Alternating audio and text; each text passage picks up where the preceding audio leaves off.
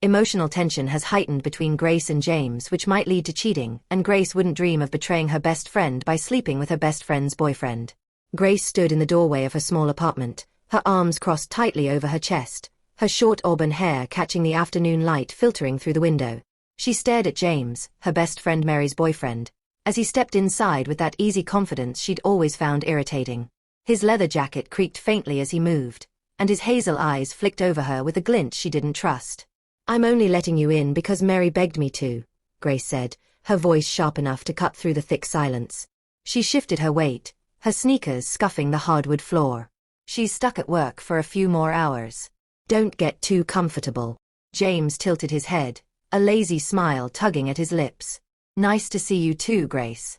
Always so warm and welcoming." She rolled her eyes and turned on her heel, heading for the kitchen without another word. His boots thudded behind her, a steady rhythm that grated on her nerves. Why is he back in Mary's life? She thought, her mind swirling with frustration.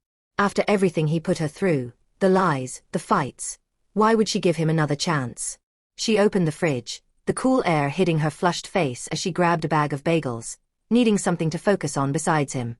"You know where the sitting room is," she said over her shoulder, her tone dripping with forced indifference. "Go wait there. Relax, will you?" James replied, his voice smooth and unbothered, like he hadn't just walked into hostile territory. He lingered in the doorway for a moment, watching her, before finally drifting off. Grace unwrapped a bagel, the faint scent of yeast and sesame calming her as she took a bite. She leaned against the counter, chewing slowly, letting the quiet wrap around her like a blanket. But then a pang of something, guilt, maybe, twisted in her chest. Maybe I'm being unfair. Maybe he's trying to be better. She swallowed, brushing crumbs from her fingers, and called out, "James, I've got an extra bagel if you're hungry." She turned to the counter, picking up a cloth to wipe down the sticky remnants of last night's pizza, when she heard his footsteps again. Slow, deliberate, like he was savoring every step. He stopped just behind her, close enough that she could feel the shift in the air, the warmth of him brushing against her space. "You working today?" he asked, his tone casual, almost too casual, like he was testing the waters. "No," she said shortly, scrubbing at a spot harder than necessary. "Day off. Back tomorrow. Just planning to unwind with a shower later." "Sounds like a plan. Thanks for the bagel, Grace." He reached past her to grab it, his arm grazing her shoulder, and as he pulled back, his hand brushed lightly across her lower back.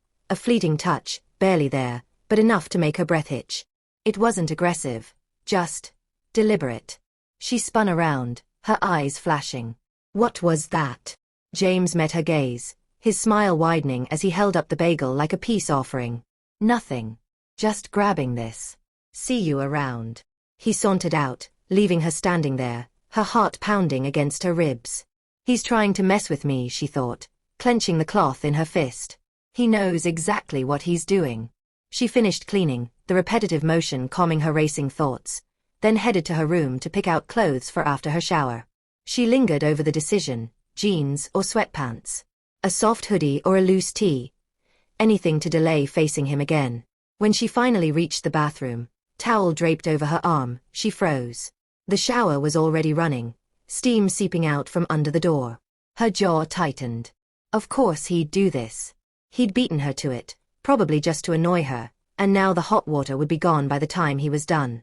She could wait, or she could take a stand. After a moment's hesitation, she pushed the door open and stepped inside, her voice firm. "I'm showering too. You don't own the place." She set her clothes on the counter and started unbuttoning her flannel shirt, keeping her movements quick and her eyes anywhere but on him.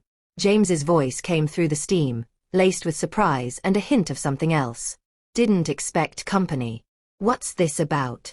"I need to shower," she said, kicking off her sneakers and shrugging out of her shirt, leaving her in a tank top and leggings.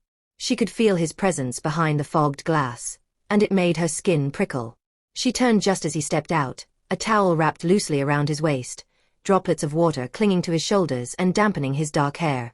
"Didn't think you'd be so bold," he said, leaning against the sink with that maddening grin. "Guess I underestimated you." "Stop talking," she snapped, stepping toward the shower. "This isn't about you." She slid the glass door open and stepped inside, keeping her back to him as she turned on the water again, letting it drown out his voice. But she could still feel his eyes on her, a weight that made her stomach twist. He didn't leave right away. She caught a glimpse of him through the fogged glass, arms crossed, watching her with an intensity that sent a shiver down her spine. "You're something else, Grace," he said, his voice low. "Always have been." She ignored him, focusing on the warm water cascading over her shoulders, washing away the tension of the day. But the air between them hummed, charged with something she didn't want to name. She reached for her conditioner, turning slightly, and he shifted closer, reaching for a towel on the counter near the shower. "Here," he said, holding it out. She took it, their fingers brushing for a split second, and their shoulders bumped as he leaned in. Their eyes locked, his glinting with a challenge, hers burning with defiance, and her pulse spiked, a rush of warmth flooding her chest. It felt dangerous, intoxicating, like standing too close to a flame. "Thanks," she muttered, pulling back fast, clutching the towel like a shield. "You can go now." He chuckled, stepping away.